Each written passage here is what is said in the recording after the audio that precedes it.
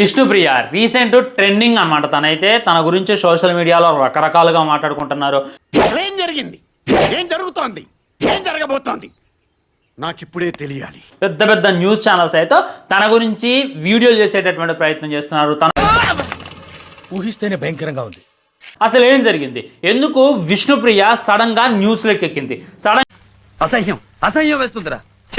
ఒక్కసారి ఈ video clip చూడండి.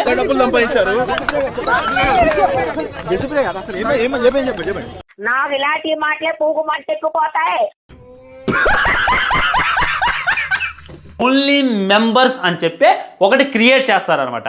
399, 499, 599 ఈ విధంగా రకరకాల పేమెంట్లు అయితే పెట్టి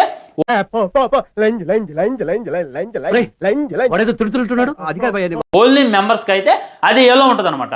సో అందులో వెళ్ళి వాళ్ళ పర్సనల్ ఫొటోస్ అయితే బాగా షేర్ చేస్తారు. దాని నడుము దాని ఫిగరు అచ్చం టర్కీ కోడ్ లెక్క ఉందిరా బాయ్. ఇప్పుడు నార్మల్ వాళ్ళకి ఇలా చూపిస్తారు అనుకో, ఈ విధంగా మెంబర్స్కి అయితే కొద్దిగా కింద చూపిస్తారు. మొత్తం అయితే చూపించాలి అండి. అదైతే 100% చెప్తున్నా నేను. అలా చేసి ఒక్కొక్కళ్ళు కోటి సంపాదిస్తున్నారు, 1,09,00,000 సంపాదిస్తున్నారు.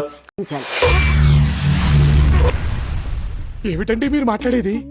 అని మన విష్ణుప్రియ చూసుకున్నట్లయితే ఈ దరిద్రం చూడండి, తన మీద ఎప్పుడైతే కంప్లైంట్ ఇచ్చారో ఇంకా తన సంపాదన అయితే డబల్ అయింది.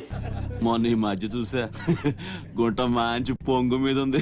ఫస్ట్ తన సంపాదన చూసుకున్నట్లయితే 9 లక్షల నుండి 10 లక్షల మధ్యలో, 7, 8, 9 ఇంతకు మించి ఎక్కువ ఉంటుంది అనమాట.